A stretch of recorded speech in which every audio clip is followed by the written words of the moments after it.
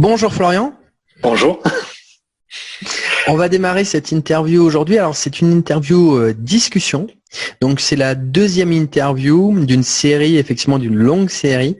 L'objectif de cette série d'interviews qui est basée sur le thème, ou plutôt sur deux thèmes, la surdurance et la multipotentialité, va permettre à toi qui nous regarde certainement justement de te retrouver, de te reconnaître, et peut-être qu'il y a des points où tu n'oses pas en parler, où justement c'est pas évident pour toi d'identifier certaines choses, pourquoi ça fonctionne comme ça, pourquoi j'ai des difficultés, comment je pourrais faire pour m'en sortir. C'est un petit peu un appel pour dire t'es pas tout seul. Il y a déjà aussi des personnes qui vivent des difficultés. Et il y a des personnes aussi qui s'en sortent avec tout cela et qui font aussi un petit peu, des fois on peut trouver ça un poids, mais justement d'en faire quelque chose de très léger où on peut s'envoler avec.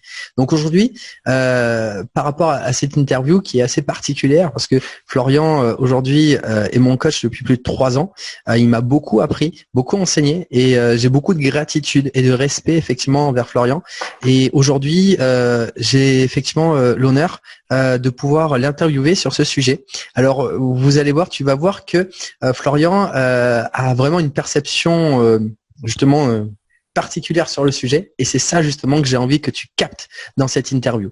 Donc, on va démarrer avec cette interview et on va te demander, Florian, simplement de te présenter. Alors, pas forcément de suite, on va aller sur le thème, mais simplement que tu t'identifies dans, je dirais, le quotidien, comment les personnes te connaissent, c'est-à-dire un petit peu ton activité dans le quotidien globalement pour qu'on sache un peu, je dirais, t'identifier.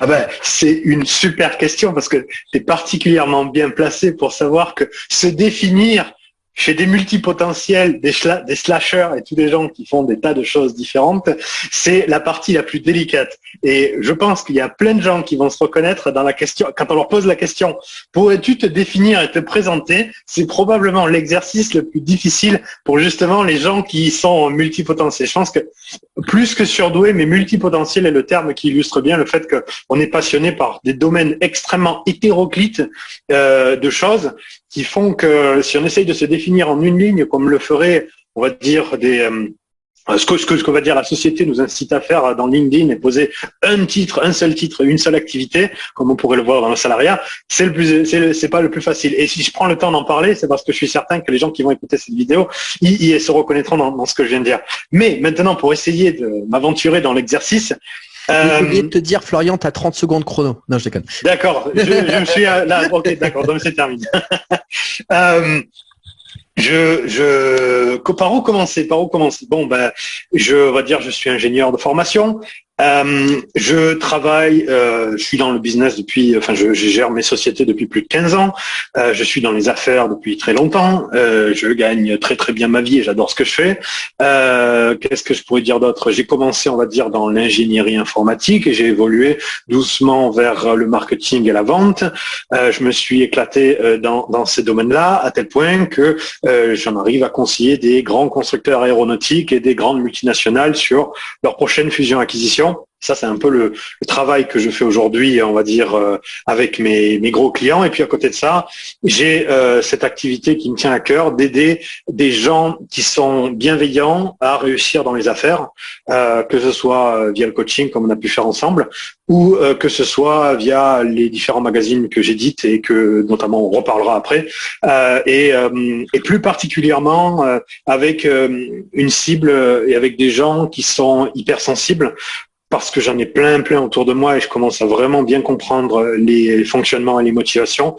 Donc, j'ai une valeur ajoutée. Alors, je précise tout de suite, je suis pas moi-même hypersensible, mais je suis très complémentaire avec les hypersensibles. J'apporte justement toute la partie qu'ils n'ont pas et je leur montre une autre façon de faire dans le cerveau, on va dire, une façon de fonctionner qui essentiellement, la plupart des gens qui sont hypersensibles apprécient avec moi la stabilité et et rassurer sur l'avenir et sur comment structurer les choses tout en étant un support, en fait une plateforme. Ce qu'ils aiment avec moi, c'est ma stabilité et c'est justement souvent quelque chose qui est difficile à obtenir pour un hypersensible, la stabilité émotionnelle, parce que par définition, ce sont des gens qui vont avoir des hauts et des bas qui vont être plus importants, on va dire, que le reste de la population. Et moi, je leur montre des astuces et des façons de faire pour avoir une vie qui tende davantage vers ce que j'appellerais, bon, en anglais c'est inner peace, et en français ça pourrait se traduire par la paix intérieure, qui consiste essentiellement, voilà, à avoir un quotidien qui est beaucoup plus stable émotionnellement et à apprécier la vie, et pas forcément une quête du bonheur comme on pourrait le voir à l'américaine avec la poursuite de la Tony Robbins, là il faut être heureux dans la vie, mais plutôt la poursuite d'un quotidien calme où tu aimes ta vie telle qu'elle est, et tu peux souffler, et tu es détendu, et tu n'as pas ces peurs et ces angoisses sur le présent, l'avenir et tous les problèmes, les confrontations que ça peut possible. Et aussi tu as de la clarté sur vers où tu vas dans la vie, tu sais pourquoi tu le fais, tu sais, tout est clair, tout est simple, tout est limpide, et c'est sur ces aspects-là que j'aide essentiellement les gens que j'accompagne en hypersensible et en business. Et après, évidemment, comme j'ai eu plus une spécialité, on va dire business avancé, puisque les deals que je fais avec les grosses boîtes, on parle de centaines de millions d'euros, je leur apporte la structure, c'est-à-dire sur tout ce qui est dans les affaires, comment on négocie des contrats importants, comment administrativement on fait en sorte que sa société tout soit carré, et juridiquement aussi les contrats, s'assurer que tout soit bien ok. Je suis typiquement la personne que les gens viennent voir quand justement il y a des soucis administratifs ou des soucis légaux, pour justement mettre les choses très carré, très bien en place. Et c'est aussi sur ça que je rassure. Moi, je m'étale un peu dans toutes les directions, mais je te laisse découper et prendre les parties qui t'intéressent. On prend tout, parce que là, aujourd'hui, on est dans la multipotentialité. Et c'est justement l'objectif de prendre l'ensemble et de ne pas couper une partie, comme justement, malheureusement, je dirais qu'on se coupe pour essayer de jouer le caméléon dans un sens ou dans l'autre. Mais aujourd'hui, non, on n'est pas là pour jouer un caméléon, on est là pour être complet. Donc, effectivement, je garderai tout. Et je voudrais revenir sur un point, justement, que tu as dit. Moi, il y a une chose qui m'a beaucoup surpris. Ouais. Justement sur toi, c'est que c'est le fait que tu ne sois pas hypersensible. Alors pourquoi? Et j'ai envie justement de dire, et j'ai envie que tu répondes par rapport à ce point-là. D'accord. Ce que j'ai pu observer chez toi, puisqu'on s'est rencontrés il y a 3 ans de ça, effectivement en Géorgie, et je te voyais effectivement rester dans la chambre à manger des informations sur ordinateur, à travailler tout le temps, et tu adorais ça effectivement, de toujours effectivement emmagasiner l'information et puis la travailler, puis pour surtout, je dirais un petit peu rassurer et vraiment faire un travail très complet et très méticuleux. Et en fait, là, ce que je me suis aussi aperçu quand on s'est vu, et on en a parlé, c'est que tu es introverti. Oui, c'est moins qu'on puisse dire. Mais je suis pas timide, hein. La plupart des gens, souvent, ils comprennent pas la différence. Ça me dérange absolument pas. Tu vois, il y a l'introverti classique. Tu vas lui dire de monter sur scène face à 5000 personnes. Il va être terrorisé. Alors que moi, je suis parfaitement à l'aise face à 5000 personnes avec un micro. Par contre, j'aime parler uniquement quand j'ai un objectif précis, à répondre à des questions précises, intervenir sur un sujet sur lequel j'ai une expertise, apporter une réponse. Mais j'ai énormément de mal avec tout ce qui va être bavardage et tout ce qui va être discussions qui ne sont pas orientées dans un axe très précis, et surtout dans lequel je ne peux pas apporter des réponses hyper précises à des problèmes très clairs. Voilà. Donc c'est aussi pour ça que je suis pas du genre, tu vois, en soirée, je vais discuter avec des gens, mais si je discute avec des gens, ça va être par rapport à un objectif précis, parce que on a quelque chose qu'on peut mettre en place, on a un projet à monter ensemble, on a des choses à faire ensemble. Mais si c'est parler pour raconter ses vacances ou faire du chit-chat, comme diraient les Américains, c'est quelque chose qui est très très difficile pour moi, parce que chaque mot, chaque échange, tout ce qu'on est en train de dire, ça, que je le veuille ou non, en fait, mon cerveau, il décompose à un point extrêmement avancé tout ce qu'on échange. Et au moment où je fais cette phrase-là, tu vois, par exemple, mon cerveau, il est en train d'analyser quels sont les mots les plus justes et les plus précis, les plus exacts pour définir et atteindre l'objectif que je me suis fixé. Donc, je sais que pour les gens normaux, je vais passer pour une espèce de scientifique qui est pas capable de se détendre. Mais je sais pas comment le définir, mais disons que les discussions et surtout tout ce qui touche à l'émotionnel sont particulièrement épuisantes pour moi, parce que c'est pas des sujets sur lesquels je peux dire à une personne, bon, c'est simple, t'as telle peur, t'as tel problème, on le résout comme ça, et solution A, B, C, D, voilà comment on procède, tu vois, comme un robot. Moi, je suis hyper efficace sur les trucs hyper logiques et hyper cartésiens, alors que pour aider quelqu'un à sortir d'une peur, par exemple, c'est un travail de coaching, c'est un travail d'accompagnement, c'est un travail d'introspection. Et le cœur de l'activité d'un coach, ça va être d'aider la personne à se poser les bonnes questions qui vont l'amener à découvrir par elle-même les réalités et qui vont l'amener à changer elle-même son propre comportement. Et ça, c'est une activité que j'ai fait pendant longtemps et en fait, dans laquelle je suis pas bon.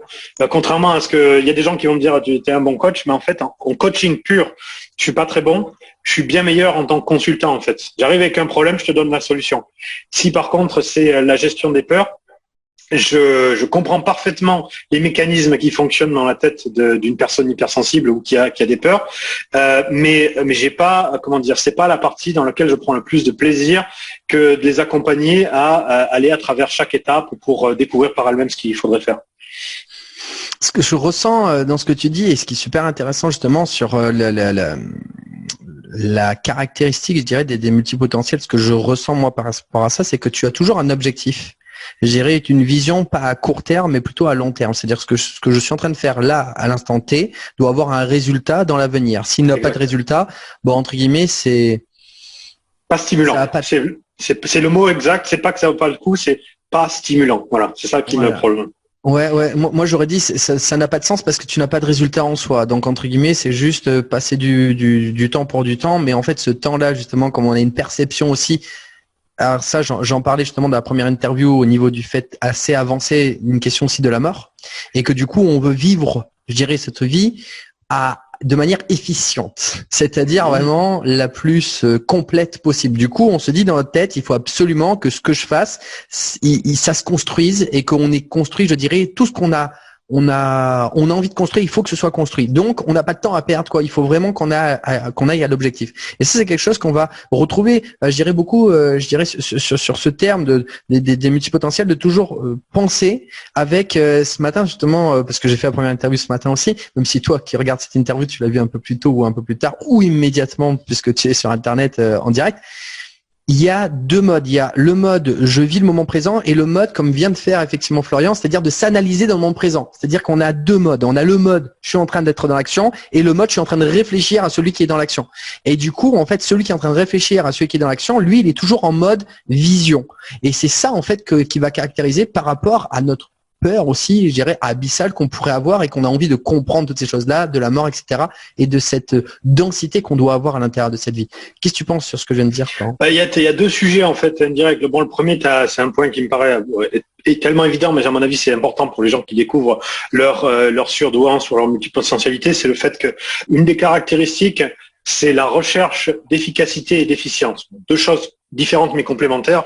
Pour faire très simple, on déteste faire des choses avec des pertes, c'est-à-dire des choses qui vont être inefficaces, qui vont on va gaspiller des efforts. Ça, c'est l'efficacité. Et de l'autre côté, c'est l'efficience, c'est-à-dire la recherche de ce qui va nous amener au résultat le plus vite possible.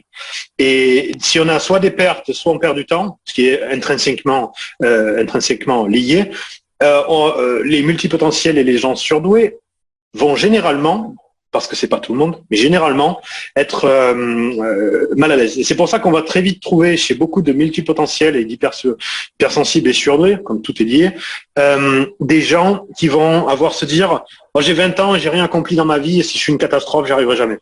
Tu vois, déjà à 20 ans, ils se mettent la pression à se dire putain, j'ai pas accompli un truc, c'est la fin du monde parce que dans ma tête, j'avais déjà des projets qui étaient beaucoup plus avancés. Et quand je vois mes copains qui arrivent à faire ça, déjà, ils sont déjà mariés, ils sont déjà tel job, ils ont déjà ceci dans la vie, et moi non. Donc j'ai l'impression d'être un échec.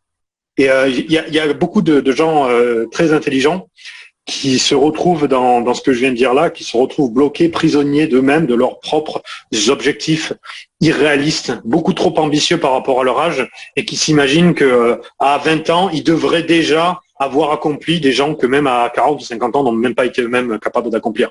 Et ça, j'ai envie de dire, si tu nous regardes et tu te reconnais dans ce que je viens de dire, tu as l'impression d'être un échec, de ne pas avoir accompli assez.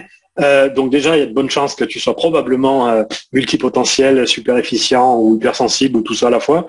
Déjà. Et deuxièmement, détends-toi. Je te rassure, 99% des gens sur la planète, ils ont accompli moins que toi. Hein. Donc tu peux te détendre. Tu as probablement déjà accompli beaucoup plus eux. C'est juste que toi, tu vois leur Instagram, leur Facebook, leurs réseaux sociaux et tu as l'impression que leur vie elle est meilleure. La réalité, c'est que d'expérience, pour être rentré dans la vie intime de centaines de gens qui étaient dans des contextes similaires, je peux te garantir que comment dire, entre ce qui est montré sur les réseaux sociaux et leur vie réelle, il y a un énorme gap.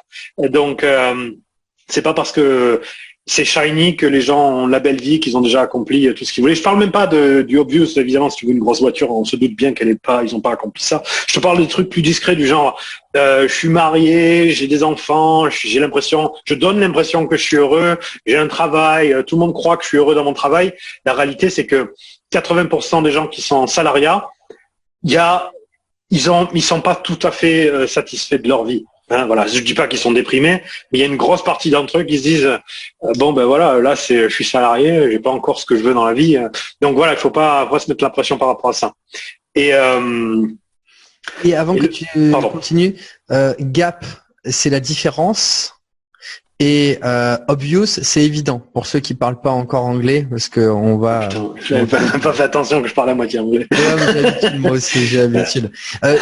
Avant que tu passes juste à la suite, je voudrais dire juste que moi, ça me touche ce que tu dis, et je pense que ça va toucher justement toi qui regardes cette vidéo aussi. Moi, à 27 ans, je me suis beaucoup remis en question, et je dirais que j'ai eu l'unique dépression de ma vie, parce que je me disais, j'ai pas assez accompli par rapport aux personnes qui m'entourent. Et effectivement, je pense qu'on se remet beaucoup en question. Et du coup, on avance très vite, très loin, mais en fait, notre stabilité, ça n'a rien à voir avec les personnes qui nous entourent. Par contre, on accumule du savoir, on accumule de la connaissance, mais s'il y a bien une chose qu'on n'accumule pas, en tout cas rapidement, c'est de la stabilité. Donc nous, ça va prendre beaucoup plus de temps. Et ça a été quelque chose où moi, je me suis vraiment posé la question à 27 ans, je me suis dit, mais en fait, j'ai rien accompli globalement. J'ai acquis beaucoup de choses. J'étais à droite, à gauche, j'étais en plein de sociétés, mais j'ai pas de stabilité. Et j'ai les amis, ils ont des enfants, ils ont des belles voitures, des maisons. Et moi, je peux pas rester dans cette société en tant que salarié. Je me fais éjecter. J'ai dit, mais c'est pas possible, quoi. Et je me suis vraiment posé la question, est-ce que j'ai raté ma vie? Est-ce que c'est moi qui ai un problème? Pourquoi? Je dirais, pourquoi j'arrive pas à faire comme les autres et à juste avoir une vie cool et simple? Et je m'en suis beaucoup voulu. Et donc effectivement, cette période a été difficile. Alors je vais pas dire, je dirais comment ça a évolué, en tout cas positivement, mais sinon effectivement c'est pas mon interview aujourd'hui, c'est la tienne, Florian. Mais je pense que ça c'est super intéressant ce que tu dis dans le sens où on a vraiment un contraste entre notre évolution et effectivement les personnes qui n'ont pas, je dirais, ces caractéristiques, je dirais aujourd'hui d'hypersensible et de multipotentialité. Par contre, tu as rajouté le terme surefficient. Alors, c'est quoi la différence entre ce terme de plus que tu as rajouté du coup? Alors, la différence entre surefficient et qu'est-ce que tu m'as dit d'autre? Multipotentiel et hypersensible, par exemple? Oui. Bon, surefficient, c'est peut-être un synonyme de surdoué, si tu veux. C'est ou zèbre, d'autres le connaissent sous ce terme-là.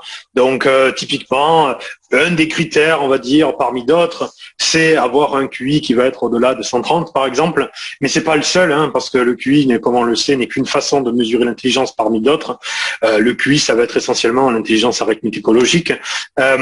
Mais Dieu merci, dans la vie, ça ne se limite pas aux chiffres. Et on peut être extrêmement brillant en étant absolument catastrophique avec les chiffres. Et je vais citer deux exemples qui sont connus de tous, c'est Balzac et Mozart, par exemple, qui sont des gens extrêmement brillants sur l'un avec les mots et l'autre avec la musique, et qui étaient réputés pour pas être particulièrement doués avec tout ce qui était les chiffres. Et c'est juste pour illustrer qu'effectivement on peut être surefficient. C'est pas juste arithméticologique, donc ça c'est surefficient, surdoué et zèbre, c'est la même chose.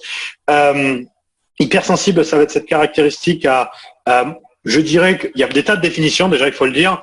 La définition qui me paraît en tout cas la plus applicable à beaucoup de gens par rapport aux centaines d'hypersensibles que j'ai rencontrés, ce serait de dire que ce sont des gens qui ont des challenges particuliers, des défis particuliers pour parler français, avec la gestion des émotions et qui vont être typiquement avoir l'effet roller coaster, l'effet montagne russe.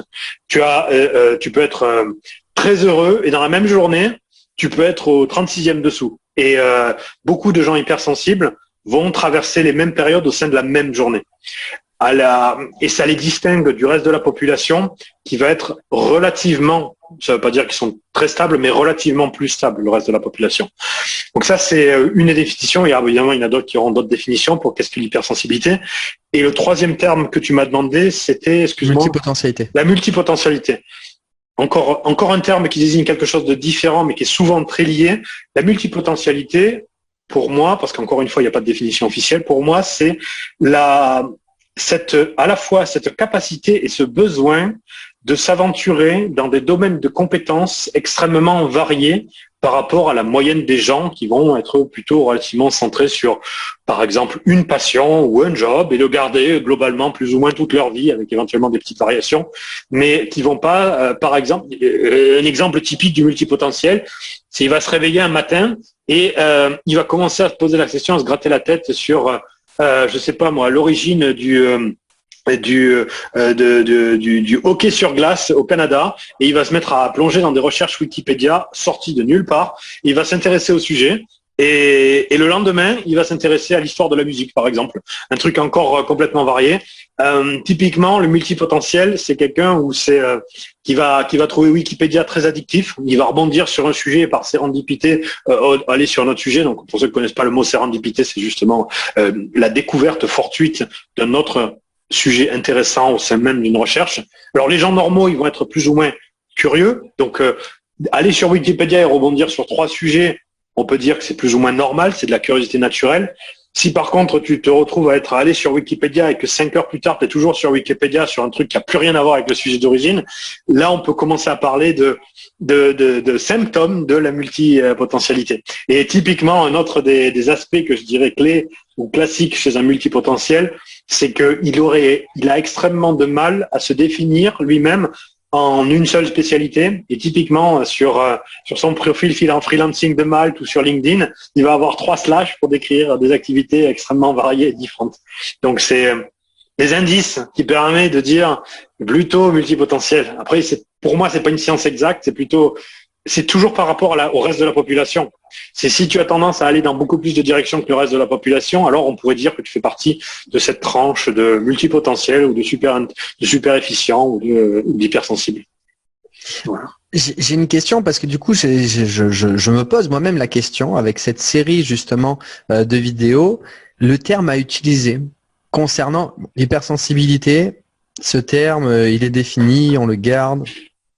Mais le terme de multipotentiel, pourquoi? Parce qu'effectivement, aujourd'hui, moi, ce que je ressens de ce que j'ai pu voir, c'est haut potentiel, multipotentiel, zèbre, surdoué, enfant indigo, surefficient. Et il y a beaucoup de termes qui ont aussi leurs différences, mais en même temps, au devant de la scène, je dirais qu'il y a quand même une connotation similaire. Quel est le mot le plus adéquat pour à la fois toucher, je dirais, toi qui regardes effectivement cette vidéo, te toucher à toi particulièrement, parce qu'il faut savoir, comme tu me dirais si bien Florian, se positionner par rapport aux personnes à qui on a envie de parler, mais en même temps, j'ai pas non plus envie d'éjecter les autres personnes de manière assez boum, parce que j'ai envie d'ouvrir un petit peu, je dirais, les visions des personnes en disant, oui, bien sûr que toi qui regardes cette vidéo, c'est super que tu découvres ces choses-là, mais je pense que tu as aussi envie que le monde aussi découvre qu'on existe et que tu n'es pas tout seul dans ton coin en train de te protéger. C'est-à-dire que oui, on peut se donner des coups de pouce ensemble, mais il y a aussi le monde qui doit aussi comprendre que on n'est pas là pour écraser, parce que c'est justement ce terme-là qui malheureusement, par exemple, surdoué au-dessus, en dessous, qui va justement écraser un petit peu au niveau de la vision.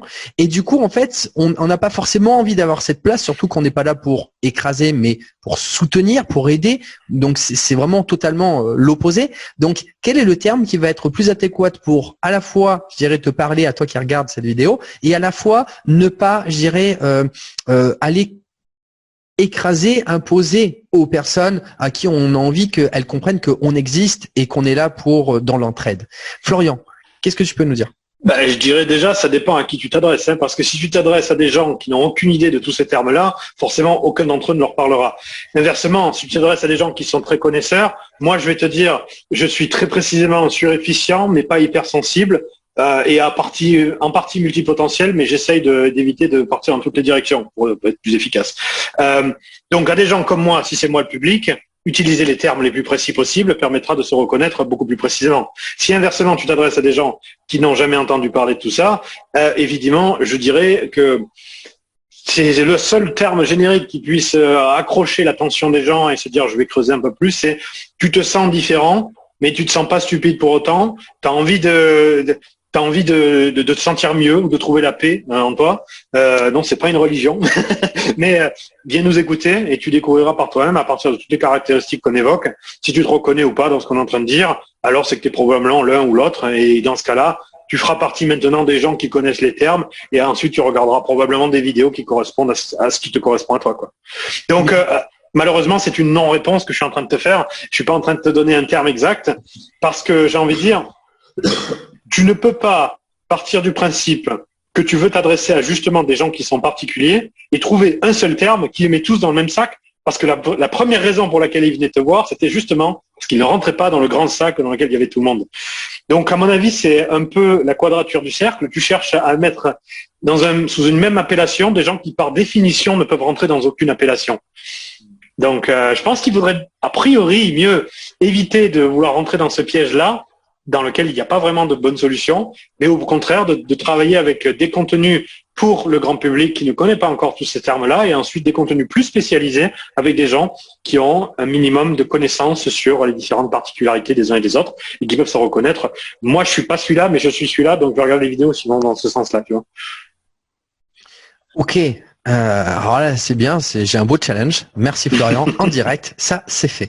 Bon, ben on va prendre le temps d'y réfléchir. Hein. C'est justement la seule chose que je sais, c'est que je ne sais pas et que je ne sais rien, comme dit Socrate. Donc du coup, on va prendre le temps de faire les choses bien. Ah, mais déjà de savoir que tu ne sais pas, tu sais beaucoup, mon ami, parce que si tu savais le nombre de gens qui croient savoir sur Terre, je crois que je vais embrouiller un petit peu nos auditeurs, mais il y en a certains qui vont s'amuser à décortiquer ma phrase au ralenti. Il y a de quoi faire. Il y a de quoi faire. Alors, je vais revenir sur le sujet de base. Justement, celui que je te disais au niveau du fait que tu n'es pas hypersensible, mais tu es introverti. Et alors, si tu me le permets, je vais te dire un petit peu pourquoi je ressentais cette hypersensibilité, ou plutôt cette connexion à l'hypersensibilité. Et après, tu me diras justement ce que tu en penses. Je pense que l'hypersensible, alors moi, ma définition de l'hypersensible, c'est effectivement la professionnelle qui m'a fait justement le fameux test que j'ai fait d'ailleurs après être venu vous voir à toi Florian, effectivement avec Jérémy aussi, et que c'est vous qui m'avez donné d'ailleurs assez confiance en moi pour oser faire ce test-là, qui m'a fait un bien fou effectivement dans ma vie par rapport à tout cela. Mais elle m'a dit quelque chose que j'ai beaucoup apprécié. Elle m'a dit en fait, hypersensible, disons que on va collecter plus d'informations que les autres personnes. C'est-à-dire que tous les sens vont être plus élevés et on va collecter plus d'informations. D'où la conséquence de faire des hauts et des bas très hauts puisqu'on a beaucoup à gérer. Donc ça peut être dans le haut ou dans le bas. Mais effectivement, sa définition, qu'elle me dit, c'est collecter beaucoup d'informations. Et l'hypersensibilité, ce qui se passe, c'est que quand il collecte beaucoup d'informations, il déconnecte beaucoup de personnes puisque les personnes ne comprennent plus parce qu'il est en train de parler, gérer d'une chose et son contraire, l'autre qui est de l'autre côté. Enfin, il y a beaucoup d'informations à gérer. Du coup, il déconnecte un petit peu des personnes qui vont juste capter, gérer l'essentiel des informations. Et cette solitude, je dirais quand on se sent seul parce qu'on capte des choses que les autres ne captent pas et que justement on a aussi cette souffrance intérieure parce qu'on se sent seul, le fait justement de se recroqueviller seul pour penser à toutes ces choses-là et qu'on a besoin de recul et on a besoin de se retrouver tout seul pour gérer tout ça et canaliser tout ça, ça m'a fait penser déjà dans un premier temps à toi, le fait que tu te retrouves seul justement sur ce terme où tu as besoin de ton espace, première des choses.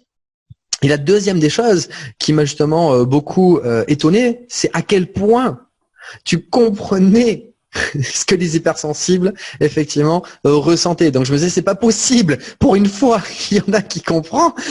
Et en plus, je dirais il est capable de nous orienter, de nous guider, de nous rassurer. Je me dis c'est pas possible. Il me comprend. Il doit être comme moi. Et finalement, non. Et justement, il y a cette différence. Alors voilà ce que j'ai ressenti. Aujourd'hui, j'ai entendu des choses, mais je préférais que ce soit toi qui revienne sur le sujet pour me dire par rapport à tout ça. C'est fantastique que tu m'en donnes l'opportunité parce que enfin, maintenant, je comprends pourquoi tu m'as pris pour une hypersensible et elle se base sur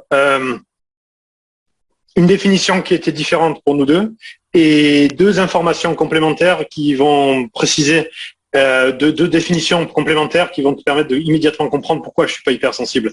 Alors déjà, le premier point, ça vient pour moi d'une vision. Je ne vais pas parler de malentendu, mais plutôt de vision différente. Je ne parle pas de malentendu parce qu'il n'y a pas une définition de l'hypersensible.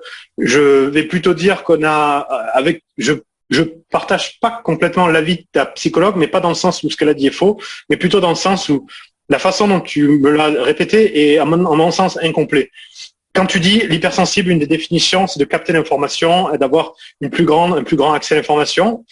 Pour moi, c'est une caractéristique, pas une définition. C'est comme si je te dis, je sais pas moi, pour être bon, je vais éviter de m'aventurer parce que j'ai pas trouvé de bel exemple dans cet exemple, mais c'est disons que pour être, c'est comme si j'essaye de trouver une analogie qui soit percutante. Pour être une maison, il faut avoir une porte. Ok. C'est une des caractéristiques de la maison d'avoir une porte. Mais maintenant, si je te montre un entrepôt, il a une porte, mais c'est pas une maison. Ça veut dire que c'est pas suffisant. Il faut une porte pour être une maison, parce que s'il n'y a pas de porte, c'est juste on peut pas rentrer. Et ça ne suffit pas pour être défini comme hypersensible. Il faut d'autres caractéristiques. Et une de ces caractéristiques, qui pour moi fait justement la différence avec toutes les autres définitions, les autres types de personnes, on va dire, c'est au niveau des extrêmes en termes d'émotion. Un hypersensible, ce qui va le différer de l'ensemble de la population générale, c'est qu'il va avoir des très hauts extrêmes et dans les deux sens, des très hauts high, des très hauts moments de joie et d'euphorie, voilà, d'euphorie c'est le mot, et des moments de quasi-dépression, où il va se sentir au fond du trou, il va se sentir genre ma vie c'est de la merde, j'ai tout raté, j'arriverai rien, quoi. Et tout ça, il peut l'avoir dans un laps de temps qui est extrêmement réduit à l'intérieur de la même journée. Et ça, il n'y a que des gens hypersensibles qui peuvent vivre de tels extrêmes. Les gens normaux, pour avoir de tels extrêmes, il faudrait que dans la même journée, il ait gagné au loto et qu'il ait perdu sa mère le même jour. Parce que les gens vont pas tout seuls, assis sur leur chaise, devant l'ordinateur, passer d'un extrême à l'autre, juste parce qu'ils ont lu un article ou ils ont lu un blog ou ils ont vu une vidéo YouTube qui va pouvoir réveiller des sentiments profonds chez eux, qui vont les amener sur des émotions aussi intenses. Pour moi, la caractéristique principale de l'hypersensibilité, c'est justement ces variations, ces fluctuations très intenses. Et une des caractéristiques de l'hypersensibilité, c'est d'être aussi dans l'hyper-empathie. Et l'hyper-empathe, lui, c'est celui qui va être capable de comprendre et d'analyser la situation émotionnelle d'une personne avec laquelle il est en train de discuter, même si lui ne vit pas cette même situation. Cette finesse de compréhension émotionnelle, ça, c'est l'hyper-empathie. Et là, je suis hyper-empathe. Parce que oui, même si je suis, sous certains aspects, certaines personnes pourraient me considérer comme un robot extrêmement froid parfois, mais je suis une sorte de robot qui est capable de comprendre sans je veux pas m'envoyer des fleurs, mais assez finement et assez vite les émotions de la personne et surtout pourquoi elle arrive à ces émotions-là. Parce que j'ai vu elle a reçu tel stimuli, elle a regardé telle vidéo YouTube, je comprends le mécanisme interne de son mindset, comment elle est en train de fonctionner, y compris la partie inconsciente, parce que j'ai de l'expérience avec des centaines d'autres et d'hypersensibles avant. Et je suis capable de dire, OK, il y a un lien, elle a vu ça, je sais qu'elle pense comme ça, donc je suis certain qu'elle doit ressentir telle émotion. Et ensuite, je la mesure, je dis, est-ce que tu serais pas en train de ressentir ça pour telle raison? Et là, tuc, le moment d'éclairement. Et effectivement, je suis hyper-empathe, mais pas hypersensible. Et hyper-empathe, on peut l'être sans être hypersensible, et inversement, on peut être hypersensible sans être hyper-empathe. J'ai vu des hypersensibles qui sont incapables de comprendre autrui. Et ça, il y en a beaucoup, surtout des gens qui n'ont pas l'expérience et la connaissance. C'est ce que j'appelle un autre terme, l'éducation émotionnelle. Et l'éducation émotionnelle, c'est le savoir au niveau de comment fonctionnent les émotions en fonction des différentes personnalités et des différents passés, différents traumas que tu as pu avoir dans le passé vont amener à certains mécanismes de défense et des mécanismes de fonctionnement des émotions. Et si tu as pas l'expérience, et c'est le travail d'un psychologue justement, de connaître cette cartographie de fonctionnement possible dans le cerveau et d'être capable d'analyser le fonctionnement des mécanismes émotionnels des gens, tu peux être hypersensible parce que tu vas avoir des grosses montées d'émotions positives et négatives, mais en même temps, ne pas comprendre les autres. Ou plutôt, avoir que des gut feelings. Tu vois, ça va être typique des jeunes hypersensibles. C'est quoi les gut feelings? Ah, putain, ouais. Des pressentiments en français. Ouais, je parle beaucoup anglais parce que tout ça, ça vient de la littérature anglo-saxonne. À la base, c'est eux qui sont vachement avancés sur le sujet. Donc, c'est pour ça que j'ai tendance à être parasité, mais tu fais bien de me corriger. Des pressentiments, des sensations, des intuitions, c'est le mot le plus exact, des intuitions. Par exemple, typiquement, un hypersensible non éduqué émotionnellement. Je suis en train de prendre des notes, sinon comme on parle dans toutes les directions, pour être sûr de bien aborder tous les points dans le bon ordre. Ok, donc je disais, tu as des hypersensibles, les jeunes hypersensibles souvent vont ne pas avoir cette éducation émotionnelle, donc ils vont avoir juste l'intuition vis-à-vis des gens, mais pas l'explication. Un exemple concret. Tu as un groupe d'amis, tu es hypersensible, tu connais pas les détails du fonctionnement de qu'est-ce que l'hypersensibilité, pourquoi, comment et les analyses, mais par contre, on va te présenter une personne en soirée par exemple, et tu sais pas pourquoi, mais dans les 10 premières secondes, tu vas te dire je le sens pas cette personne. C'est une personne, je peux pas expliquer pourquoi, mais il va y avoir des problèmes avec cette personne. C'est une personne qui a des mauvaises intentions, ou c'est une personne c'est pas une personne qui est bien. Tu vois, ça c'est des hypersensibles qui sont pas capables d'expliquer pourquoi ils ressentent des choses. Ça veut pas dire qu'ils sont faux, mais ça veut dire qu'ils sont pas en mesure de dire pourquoi cette personne, ils ont cette intuition-là. Et les gens qui ont reçu une éducation émotionnelle sur comment fonctionne le cerveau, les émotions et tout ça, ils vont être capables de dire, ah mais cette personne, elle a abordé le sujet sous cet angle-là, ce qui signifie que sa pensée, c'est probablement ça, et donc si c'est probablement ça, ses intentions ne sont pas forcément si pures. Ça ne veut pas, encore une fois, on ne juge pas l'apparence d'un livre par rapport à sa couverture, mais bien souvent, le contenu du livre, il est aligné avec la couverture. Donc, c'est juste pour dire qu'on peut avoir des émotions, des sensations sur les autres, ne pas être capable de les expliquer. Et ça, c'est une question d'éducation émotionnelle pour être capable de l'expliquer. Et par contre, on peut être hyper empathe sans avoir l'éducation et sans pour autant être hypersensible. Tu vois, c'est une variété de termes. Là, on rentre vraiment dans des sujets hyper précis, hyper avancés.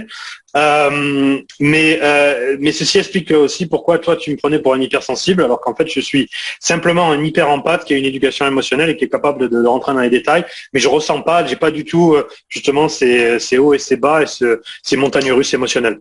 Donc voilà, bien des termes très précis. Et si t'as pas eu quelqu'un qui te les a définis un par un, c'est difficile de naviguer dans cet univers-là. Donc c'est l'intérêt de ce genre de vidéo pour les gens qui nous regardent, pour arriver à comprendre. Alors je suis ça, mais pas ça. Donc ça veut dire que, et d'arriver à mieux se comprendre eux-mêmes et se repérer dans qui ils sont et comment tirer le mieux parti de leur fonctionnement pour trouver, pour moi, qui est un peu le but ultime de la vie, mais là encore une fois, c'est chacun a sa définition personnelle. Pour moi, un peu le but de la vie, c'est de trouver la paix intérieure à tous les niveaux et d'être serein et comment dire apaisé sur l'avenir.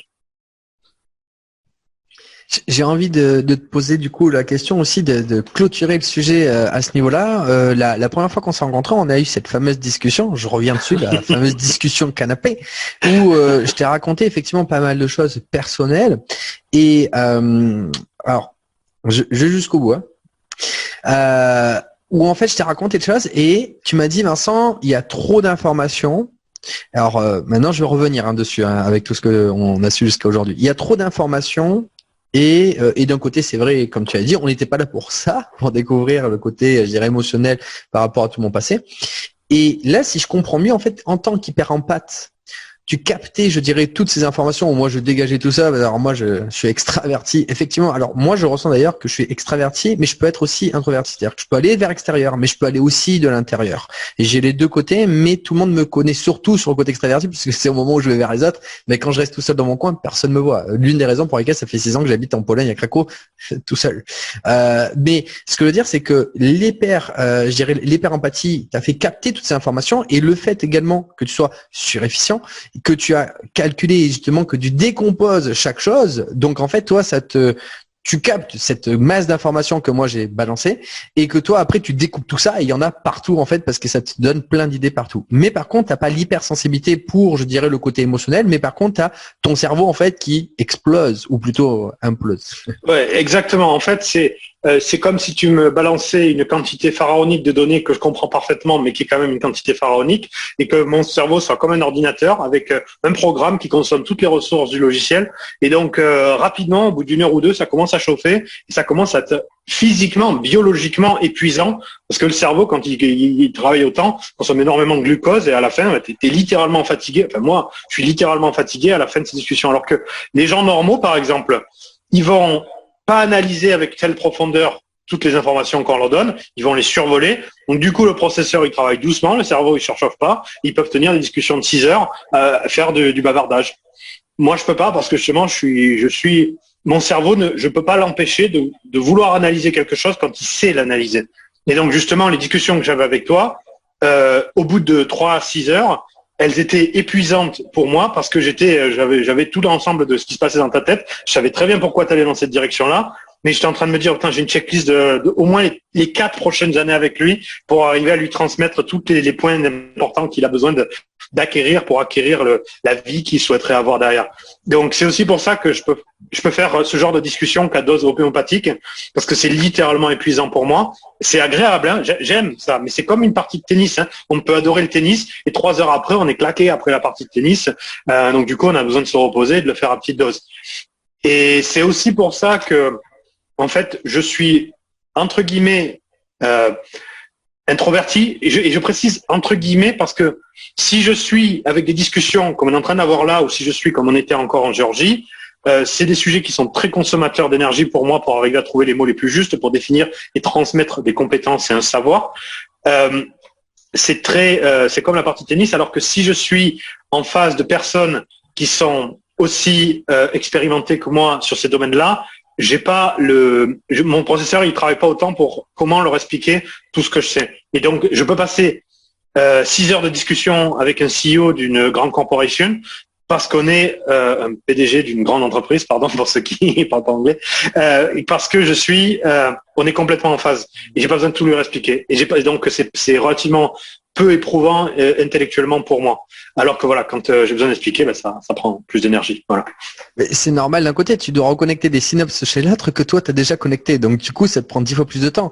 Je dirais c'est la même chose pour moi quand il y a des discussions où on me demande d'expliquer quelque chose et que moi je leur dis c'est évident pour moi et c'est même fatigant d'un côté. Surtout, le pire, je dirais, et je pense que toi qui regardes cette vidéo, ça peut t'arriver, que c'est vraiment très fatigant, c'est quand tu prends la peine d'expliquer des choses à la personne, mais qu'en plus, quand justement tu t'es pas identifié en tant que, je dirais, cette différence et que tu l'as pas accepté, la personne va te dire, mais en plus, je vais parler un peu dur, mais tu te la pètes, tu essayes de montrer, etc. C'est-à-dire que la personne ne comprend même pas que toi, tu fais des efforts pour lui transmettre et que tu as du respect pour cette personne parce que tu prends du temps pour lui transmettre tout ça. Story of my life. Là, c'est l'histoire de ma vie, justement, d'avoir des situations comme ça où je donne de la valeur à des gens, je fais énormément d'efforts pour essayer de leur transmettre, de leur décortiquer des choses et ils ne sont pas prêts à la recevoir.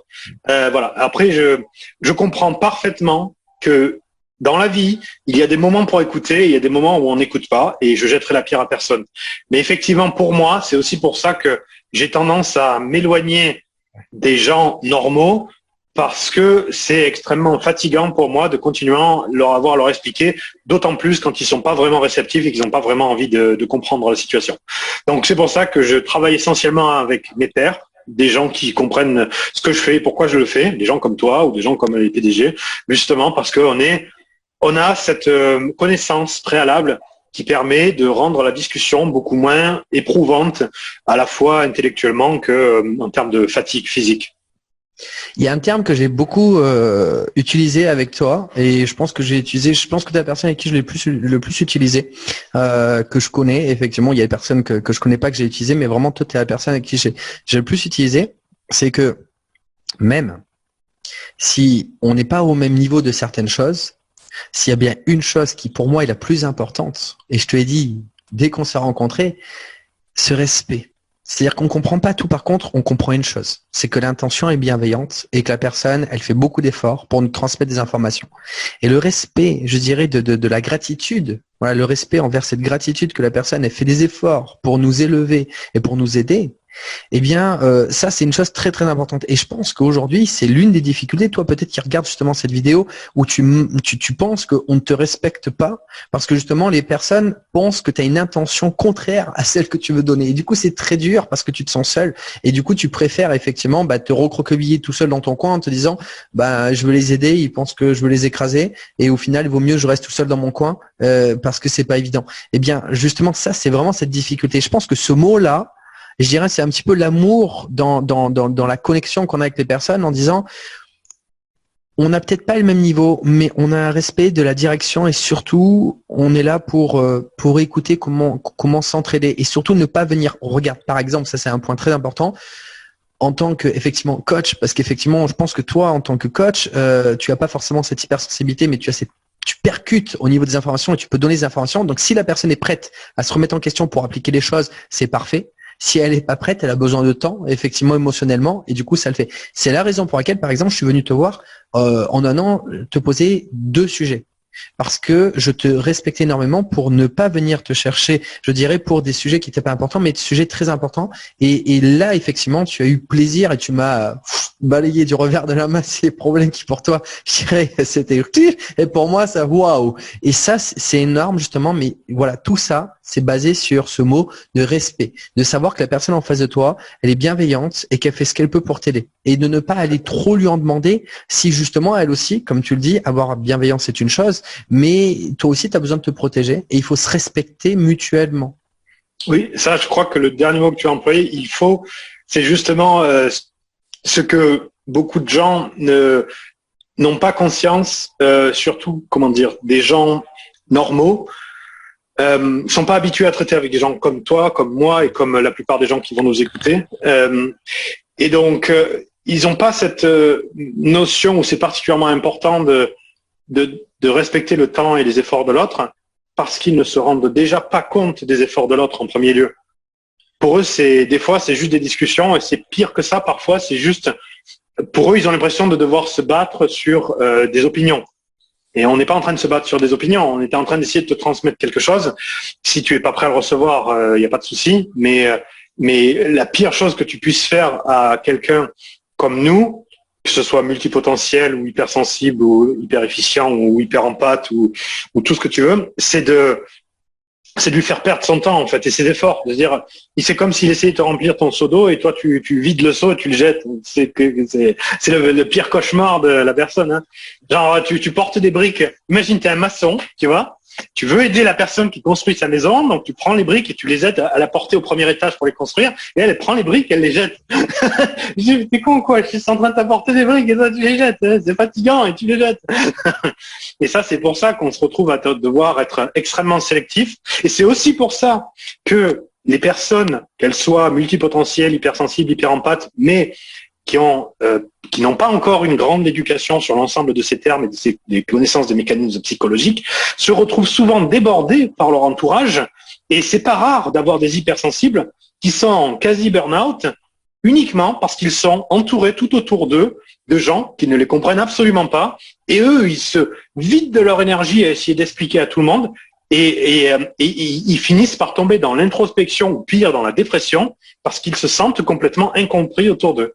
Et ça, c'est un problème majeur de la plupart de ces caractéristiques que j'ai évoquées, hein, hypersensible et tout ça, hyper empathe, multipotentiel. Et la suggestion, le quick tip, le plus efficace qui a radicalement changé ma vie ainsi que celle de beaucoup de gens que j'ai accompagnés, c'est de très vite arriver à comprendre qui est qui sont ceux qui te comprennent réellement et qui sont la vaste majorité qui ne te comprennent pas et prendre tes distances avec les gens qui ne te comprennent pas. Alors, moi, selon ton background, si c'est des relations conflictuelles ou voire même toxiques avec certains amis qui ne sont pas réellement des amis, il faut couper ces relations-là. Si après c'est la famille et que tu veux pas couper les ponts avec ta famille, c'est parfaitement compréhensible.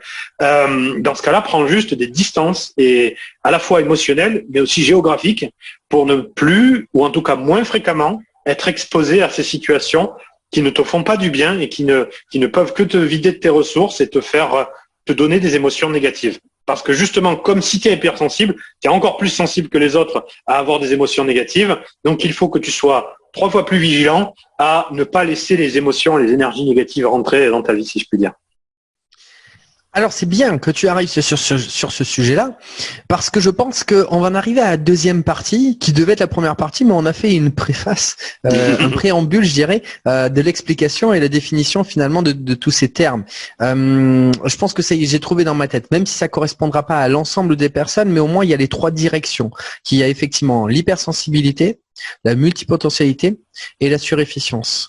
Donc effectivement, je vais garder ces 3 termes pour ouvrir, parce que c'est ça aussi l'objectif de cette série, d'ouvrir un petit peu les esprits, de réveiller toi aussi qui regarde ces vidéos pour te dire t'es pas tout seul. Et je pense que dans l'avenir, on pourra aller dans des sujets encore plus je dirais percutant et pertinent et surtout plus précis par rapport à ce que toi justement dans l'avenir tu pourras me poser comme question, nous poser comme question justement sur où tu veux qu'on aille, je dirais creuser dans tout ça, parce que l'idée c'est qu'on s'entraide tous, je dirais Florian, moi, toutes les personnes justement qui ont ces particularités, comment se comprendre au mieux et comment, je dirais, un petit peu se protéger ensemble au mieux, ce qui ne veut pas dire que protection, je dirais, on va être dans l'attaque, pas du tout, dans la protection déjà pour se protéger, mais pour ensuite aller aider, je dirais, tout ce beau monde, effectivement, avec ses capacités qui sont différentes, je dirais, qui sont une autre normalité, on va dire, par rapport à tout cela. Donc du coup, on va passer à la deuxième, effectivement, partie de l'interview. Donc là, ce dont on va parler dans la deuxième interview, ça va être justement un petit peu plus de l'histoire de Florian, parce que je pense que ce qui est super intéressant, c'est justement découvrir à travers les histoires qui parlent bien évidemment beaucoup plus, je dirais, dans nos émotions, mais ces moments de déclic qu'on a eu dans la vie pour justement qui nous ont emmenés à comprendre, comme tu as dit, à identifier qui on est, les personnes autour, etc. et comment on en est arrivé, je dirais, à qui on est aujourd'hui. Donc ça, c'est ce que tu vas découvrir dans la deuxième interview. Et puis voilà, on va terminer l'interview, ce que j'aime bien terminer, interview discussion, avec deux conseils par rapport à ce qu'on vient de dire dans cette interview, de cette première partie de cette interview. Donne deux conseils, Florian, par rapport à ce qu'on vient de dire. Tu choisis à l'intérieur de l'ensemble de ce qu'on vient de dire deux conseils que tu peux transmettre. Il y a de quoi faire, je sais.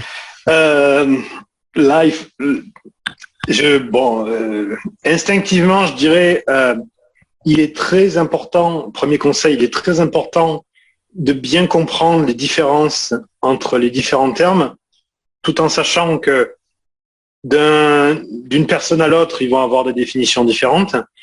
Donc, à la limite, si tu regardes cette vidéo, reviens, réécoute-la et réécoute la définition que j'ai donnée à chacun des termes. Je n'ai pas la prétention que mes définitions sont meilleures, mais par contre, moi, j'ai une prétention, c'est que je t'ai donné les définitions de tous les points. Comme ça, tu pourras voir la différence entre chacun des points. Et c'est hyper important pour comprendre qui tu es réellement, parce que on est rarement tous les points, mais on est souvent plusieurs des points. Et une fois que tu as vraiment bien compris qui tu étais, tu pourras aller chercher des informations beaucoup plus précises sur les fonctionnements psychologiques de chaque façon. Alors moi, je vais essayer ça serait bien, si tu veux, qu'on prenne peut-être 3 minutes pour faire un récap des différents termes. Comme ça, après, les gens ils pourront creuser dedans. Alors, le premier, il y avait hypersensible. Je vais revenir sur les définitions juste après. J'essaie juste de faire la liste. Je les écris hypersensible. Peut-être tu me le dis, ouais, si tu te souviens. Je te laisse essayer de les écrire. Après, je viendrai compléter, mais je voudrais juste compléter, je dirais combler ce moment-là en disant, moi, ce que j'adore avec Florian, c'est que son cerveau fonctionne tellement vite, tellement complet, c'est que je peux prendre des vacances pendant ce temps. En général, c'est moi qui globalise, je dirais, l'ensemble. Et là, avec Florence, c'est cool. Donc, vas-y. Alors, qu'est-ce que tu as noté? Je vais te dire s'il y a d'autres choses, moi, de mon côté. Alors, j'avais hypersensible, multipotentiel, hyperempathe. Qu'est-ce qu'on a d'autre déjà? Surefficient. Ah oui, surefficient. Tu as utilisé un autre terme que surefficient, qui est près de efficient. Surdoué? Surdoué, oui. Mais tu as donné un autre terme avec efficient. Hyper efficient, je sais plus. Hyper efficient, ah oui. Surefficient, hyper efficient. Ensuite, l'hyperempathe, donc oui, l'hypersensibilité.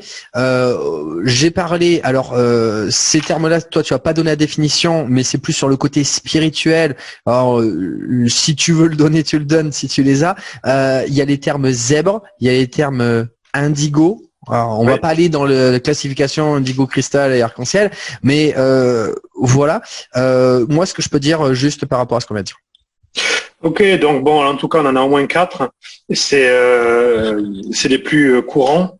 Je vérifie juste, donc hypersensible, multipotentiel, hyperempathe, surefficient. Ok, d'accord. Bon, je vais refaire une définition rapide de chacun, comme ça chacun pourra voir s'il se reconnaît. Donc, hypersensible. Pour moi, c'est le niveau de variation des émotions au sein d'une même journée. Tu peux avoir des extrêmes, et c'est toujours par comparaison par rapport à la population normale.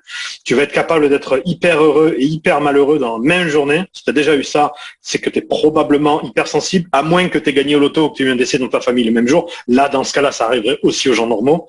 Mais ça pourrait être, par exemple, typiquement l'hypersensible. Il va voir une vidéo, il va retrouver une vieille photo, ça va relancer des émotions qui vont être très fortes, soit en positif, soit en négatif, sans cause majeure, autrement que simplement l'évocation d'une idée ou d'un souvenir. Voilà. Ça, c'est typique de l'hypersensible. L'hypersensible peut aussi être multipotentiel, mais pas obligatoirement. Je te coupe, excuse-moi, oui, sur l'hypersensibilité. Je suis désolé. Dis-moi. Parce que je me pose la question, je préfère te la poser en direct, comme ça au moins c'est fait. Est-ce qu'un hypersensible, moi ça m'est souvent arrivé en couple, qu'un hypersensible, à un moment donné, ça se passe très dur avec la personne parce qu'on se comprend pas. Donc c'est vraiment un moment très difficile. Et après, en prenant du recul, l'hypersensible est très heureux.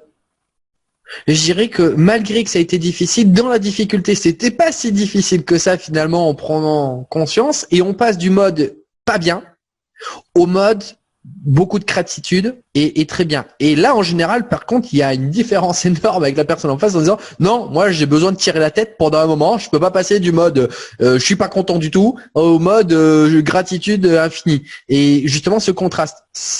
Complètement, c'est de l'hypersensibilité, effectivement. C'est la preuve parfaite qu'en un laps de temps très court, tu vas être capable de passer d'un extrême négatif à un extrême positif ou inversement. Et ce, uniquement ou quasiment uniquement avec la réflexion, l'introspection et l'évocation d'idées ou de souvenirs dans ta tête. Et que c'est pas genre un événement extérieur comme un décès ou un accident qui va te provoquer ces émotions extrêmes. Donc complètement, cet effet-là que tu décris et rentre parfaitement dans l'hypersensibilité, alors que des gens normaux vont être pas contents, puis ça ira mieux 15 jours plus tard, puis beaucoup mieux un mois plus tard. Voilà. Et après, ils continueront leur vie et puis ils oublieront. Alors que l'hypersensible, d'ailleurs, faire une petite parenthèse, l'hypersensible, ce sont généralement des gens avec l'outil qui est la gratitude, c'est-à-dire la pensée volontaire de choses pour lesquelles tu remercies la vie d'avoir. Et cet exercice-là de gratitude est généralement extrêmement efficace avec les hypersensibles. Et alors que chez les gens normaux, c'est pas très efficace pour les gens normaux. Moi, tu vois, c'est un exemple parfait où la gratitude, je peux l'exprimer parce que je la pense réellement, mais elle va pas jouer énormément sur mes émotions. Elle va pas me procurer un sentiment de soulagement que cela peut procurer à une personne hypersensible. Donc voilà. Si vous êtes hypersensible et essayez l'exercice de la gratitude, si ça marche, c'est peut-être la confirmation que vous êtes effectivement hypersensible si vous avez aussi les autres éléments que j'ai évoqués. Donc ça, c'est l'hypersensibilité. Très souvent avec la multipotentialité. Alors ça, c'est typique du slasher qui va avoir, c'est-à-dire plusieurs activités ou qui va avoir beaucoup de difficultés à définir en une phrase qu'est-ce qu'il fait et qui il est. Parce qu'il sera pour lui 30 métiers différents ou 30 passions différentes et en plus changeantes et souvent en plus très rapidement. Ça, c'est le multipotentiel. Le grand malheur des multipotentiels, c'est que dans un monde qui favorise la spécialisation, ils sont les grands généralistes et ils sont rarement appréciés à leur juste valeur. Parce que justement, ils sont capables de faire plein de choses et du coup, les gens en face imaginent qu'ils sont incompétents dans tout. Donc du coup, c'est très compliqué d'arriver à percer professionnellement quand on est multipotentiel. Et la seule, l'exercice qui marche le mieux pour eux, c'est d'avoir une image publique et de se dire publiquement, je vais me focaliser sur ça. Comme ça, au moins, les gens qui vont me donner du boulot ou les gens avec qui seront mes clients, j'aurai une crédibilité qui me manque. Et ensuite, ça m'empêchera pas ensuite de déployer l'éventail de mes compétences, soit auprès de ces mêmes clients-là, soit en privé auprès des autres aspects de ma vie. Et j'en suis l'exemple parfait avec justement, j'ai ma vie avec les corporates et ma vie avec les hypersensibles et les coachs et je suis indirectement obligé de les cloisonner, sinon je fais peur à l'un ou à l'autre. Parce que si je dis à un coach, je suis un consultant pour des plus grosses boîtes de la planète, il se dira, mais qu'est-ce que tu connais à ma vie alors? Et inversement, si je dis à les plus grosses boîtes de la planète, je fais aussi du coaching hypersensible, il dira, what the fuck, qu'est-ce que qui est pas spécialisé de ce qu'on fait? Donc je suis obligé de séparer, et comme ça me permet de jouir de ma vie de multipotentiel sans être affecté par les effets pervers dont je viens d'évoquer. Juste une chose. J'en prie. Continue. Il y a des personnes qui représentent pas mal les multipotentiels que j'apprécie beaucoup. Et j'aimerais que tu nous dises un petit peu ce que tu en penses. Alors par contre, je me souviens plus son prénom dans Coup d'État, oui. Startup. Oussama Lamar. Oussama Hamar, le principal? Oui, tout à fait. Et justement, qui dit que il est, je dirais, il est bon nulle part et en même temps, il est bon partout. Et justement, ce qu'il fait, c'est d'aller un petit peu partout aider. Et il est extrêmement bon justement dans son domaine d'aller partout. Et ça, effectivement, donc ce qu'il fait. Et je dirais, un autre type de personnes qui se ressemblent pas mal quand même, c'est justement Jean Rivière et Antoine BM qui sont des créateurs de contenu. Donc en fait, dans leur contenu, ils créent ce qu'ils veulent. Donc en fait, il peut partir partout, mais c'est leur canal en fait de communication quand je dirais, ils proposent quelque chose, mais ils peuvent créer ce qu'ils veulent. Et est-ce que justement ça correspond bien ces images de ces personnes? Ah oui, ces trois profils-là sont clairement multipotentiels. Jean Rivière, Antoine BM et Oussama Hamar sont clairement multipotentiels et aussi hyper efficients, surefficients, surdoués, tous les trois. Après, pour l'hypersensibilité et l'hyperempathie, c'est moins clair pour moi. Je les connais pas assez personnellement. J'ai juste parlé de la multipotentialité là, par rapport à ce qu'on disait. Mais puisque j'en profite justement, comme on prend des personnes plus ou moins connues, des gens qui nous écoutent, j'essaye de voir en fonction de mes propres connaissances par rapport à eux. Je ne suis pas dans leur vie intime. Du coup, la multipotentialité et la surefficience, ça, je peux les confirmer. Tous les trois, ils sont ces deux-là. Hypersensible et hyper empathe. Il est possible que hypersensible, ce serait plutôt Antoine BM et Jean Rivière. A priori, je pense que Oussama Hamar, je ne qualifierais pas d'hypersensible. Et je me pose la question de Oussama Hamar s'il est hyper empathe. C'est pas forcément la figure type.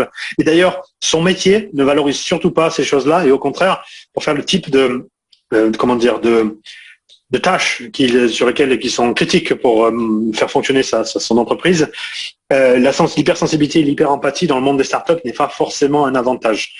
Ça peut l'être, mais c'est pas la règle, on va dire générale. Donc, être smart, ça c'est utile. Être intelligent, c'est utile dans les startups. Sensibilité, c'est à double tranchant. Sauf si tu fais une startup qui est spécialisée là-dedans, c'est pas toujours le cas. Donc voilà pour répondre à la question. Ce qui fait la transition avec l'hyperempathie. L'hyperempathie qui est différente de l'hypersensibilité. L'hyperempathie, c'est la capacité de comprendre les émotions d'autrui sans forcément toi-même les ressentir, ces mêmes émotions. Parce que tu as justement, et ça c'est très lié à un autre point qu'on verra juste après, l'éducation émotionnelle. L'hyperempathie, c'est être capable, parce que tu as les connaissances, être capable de décortiquer le cerveau de l'autre et de comprendre ce qui se passe dans sa tête. Et il est très très courant, comme je le disais précédemment, d'avoir de jeunes, souvent ce sont des jeunes femmes, mais c'est pas limité aux jeunes femmes. En tout cas, j'ai eu beaucoup de cas de jeunes femmes qui sont entre 20 et 25 ans, qui sont hypersensibles, mais comme elles n'ont pas l'éducation émotionnelle, elles sont difficilement hyper empathes ou alors uniquement sur les intuitions et être totalement dans l'incapacité d'expliquer pourquoi elles ressentent quelque chose. C'est quelque chose qu'on peut voir. Après, on a aussi des gens qui sont hypersensibles, hyper empathes, mais sans éducation. Et donc, comme je l'ai dit, ils ont juste l'intuition et pas l'explication. Et ce sont des choses distinctes, ces aspects-là. Ensuite, le point suivant, c'est la surefficience ou l'hyperefficience, ou plus simplement être surdoué. Souvent appelé zèbre, mais zèbre, ça peut aussi vouloir désigner d'autres choses. Mais généralement, on emploie le terme de zèbre en termes de capacité intellectuelle. Et ça, la surefficience, je la définirais comme étant la capacité à connecter des informations multiples et complexes de façon plus rapide et plus claire que la majorité des individus dits normaux. Encore une fois, c'est ma définition, c'est celle qui colle le plus par rapport à tout ce que j'ai observé, mais si vous tapez dans Google surefficient, hyperefficient, surdoué, zèbre, vous aurez peut-être des variations. Certains vont dire c'est le QI, d'autres vont dire c'est intelligent, mais des fois c'est des définitions un peu vagues. C'est pour ça que j'essaye d'être précis par rapport aux autres définitions pour essayer de mieux vous définir. Souvent, on va voir des hypersensibles, des jeunes femmes qui vont être à la fois aussi multipotentielles, et qui vont être, c'est un peu bizarre à formuler, mais ce que j'appellerais des surdoués moyens. C'est-à-dire que ils vont avoir des QI entre 120 et 130. Ça veut dire que tu es plus intelligent que 90% de la population, mais tu n'es quand même pas intelligent au point d'être dans les 1% de la population. Tu vois ? C'est des gens qui vont ils vont connecter rapidement sur beaucoup de sujets, mais c'est pas forcément, ils vont eux-mêmes voir des gens beaucoup plus intelligents qu'eux à côté. Voilà. Donc c'est très courant et c'est ça a aussi un lien avec la multipotentialité. Justement, être plus efficient que 90% de la population te permet de comprendre beaucoup plus vite, beaucoup plus de sujets. Donc, c'est pour ça que tu es à l'aise dans des tas de sujets et que tu deviens multipotentiel. Mais c'est souvent, comment dire, ceux qui sont ce que j'appelle encore une fois cette catégorie de surdoués moyens, c'est-à-dire plus intelligents que le reste de la population, mais pas autant que les grands génies, vont avoir une sorte de complexe. Ils vont se dire, je me sens intelligent plus que les autres, mais pas autant que d'autres. Donc pour eux, c'est une situation, une définition qui est un peu bâtarde. Souvent, ils ont du mal à se positionner par rapport à ça. Et je veux pas préjuger, mais j'ai l'impression que tu fais partie de cette catégorie-là, et où tu te dis, je me sens plus smart que plein de gens. Mais en même temps, il y en a quelques-uns qui, j'ai l'impression qu'ils me dépassent largement. Donc, je sais pas trop sur quel pied danser et comment me définir. Et en général, pour les personnes comme toi et d'autres qui nous écoutent, c'est pas toujours le point numéro 1 sur lequel ils se définiraient. Et ils vont préférer, généralement, commencer par multipotentiel ou hypersensible, qui sont des choses où là, ils peuvent se dire, ah oui, ça, je suis à 100% comme ça. Et c'est peut-être un peu justement ta situation. Je sais pas ce que tu en penses et comment tu le vis. Alors c'est marrant ce que tu me dis. Alors moi j'ai pas mal de choses par rapport à ce que tu dis. Alors déjà ce que je me rends compte, et c'est assez marrant du coup, c'est que je pense que justement ces personnes sont des profils liants. Un peu comme moi, c'est-à-dire qu'on va un petit peu partout, mais en même temps, comme on s'éclate un peu partout, on reste pas focalisé 10 ans non plus sur un domaine. Et c'est un petit peu surfer à droite à gauche. C'est clairement la multipotentialité que tu décris là. Hein. Tout effectivement. Et alors moi, quand j'avais fait les tests, justement, la dame m'avait dit que j'étais entre 140 et 145. Mais l'idée, c'est que je vais avoir des profils comme toi qui vont largement, je dirais, me dépasser dans des modes de pensée. Effectivement, ça m'arrive. On va dire quand même, parce que j'ai des profils encore aussi pareils que moi, mais qui n'arrivent pas à me suivre aussi, des profils liants, pareil, multipotentiels aussi. Donc en fait, je dirais que j'ai l'impression que je suis là, mais en même temps, entre guillemets, c'est comme je dirais à la primaire. Genre, je suis au CM2 parmi, je dirais voilà, les grands parmi je dirais.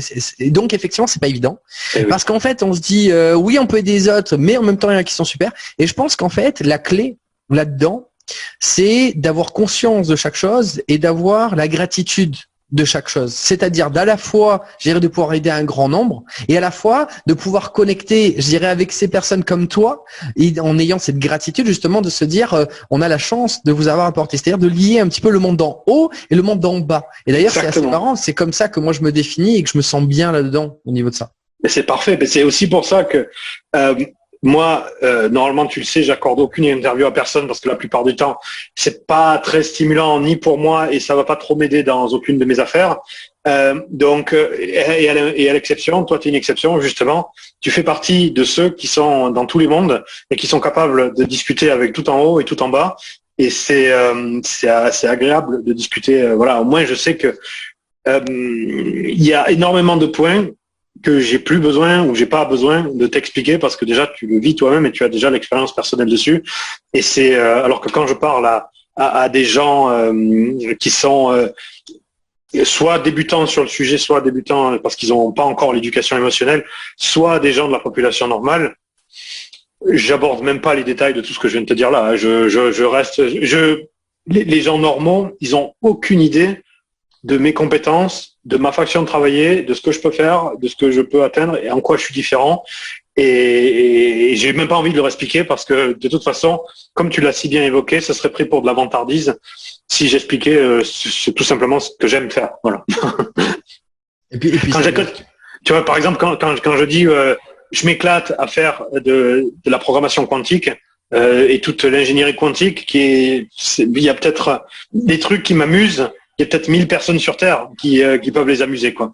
Et si je dis ouais, je fais de l'ingénierie quantique, les gens me regardent et me disent mais ça va, tu la pètes pas un peu, quoi. Donc j'en parle même pas à personne parce que ça nous amène nulle part. C'est de la perte de temps et en même temps ça a un effet contraire à ce qu'on aimerait justement partager. D'où le fait, je pense que c'est l'une des choses, je dirais, qui a pu me connecter avec toi, c'est vraiment ce fait d'avoir cette gratitude justement d'être heureux que tu me transmettes cette information et que justement et que j'ai eu aussi la patience, je dirais, de ne pas venir t'oppresser, mais aussi de laisser le temps pour aussi découvrir que j'avais beaucoup de respect, que c'était pas que des paroles. Donc ça, c'est des choses. J'aimerais qu'on passe quand même sur la deuxième partie parce que le temps passe. Juste avant, je termine parce qu'il y a le dernier point. Excuse-moi, le 5e point, c'est l'éducation émotionnelle. C'est justement la connaissance. Et ça, qu'on soit intelligent ou pas, qu'on soit cultivé ou pas, on peut tous l'acquérir. On n'a pas besoin d'être surdoué ou d'être hypersensible. On peut être aucun de tout ça et avoir l'éducation émotionnelle. Et c'est typiquement le travail des psychologues. Pas besoin d'être surdoué pour être psychologue. Et même pas besoin d'être hyper empathe pour être psychologue. Il suffit juste d'avoir une éducation. Et c'est pour ça qu'il y a des diplômes là-dedans. Et que si tu fais les devoirs, tu peux apprendre comment ça fonctionne. Tu lis de la psychologie, tu lis tout ce qu'on est en train de faire, c'est une introduction, on va dire. Et ensuite, tu vas te spécialiser dans chacune des branches et comprendre mieux comment ça fonctionne. Et ensuite, tu as cette éducation qui te permet de devenir potentiellement hyper empathe et de mieux connecter, d'avoir surtout des explications et pas simplement des intuitions par rapport aux gens. Donc je récapitule rapidement: hypersensibilité, multipotentiel, hyper empathe, surefficient et éducation émotionnelle. Ces 5 points, tu peux en avoir souvent, souvent on en a 2 ou 3, parfois 4, rarement tous, c'est possible, mais c'est plus rare. Et c'est plus rare aussi d'en avoir qu'un seul aussi, mais c'est possible aussi. Donc voilà, pour donner l'étendue des possibles aux gens. Et après, je vous invite à faire vos propres recherches et à creuser plus loin. Merci Florian et à de suite dans la deuxième interview. À tout à l'heure.